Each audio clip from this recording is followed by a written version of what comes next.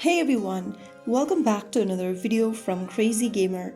Today in this episode we will be learning how to install Color Block Jam on your Android device. Color Block Jam is a captivating puzzle game that challenges your strategic thinking by requiring you to slide colorful blocks to their matching doors.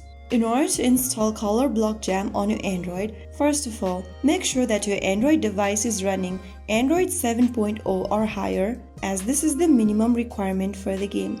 Now, make sure that your device is also connected to a stable internet and launch open Play Store.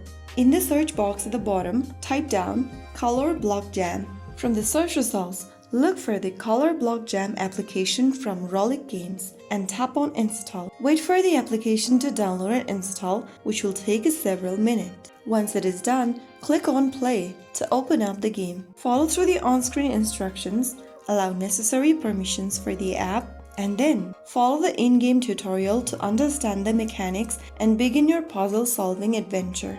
So that's how you can easily download and get started with Color Block Jam on your Android. If you found the video helpful, don't forget to like, share and subscribe. I will be back again in the next episode. Thanks for watching.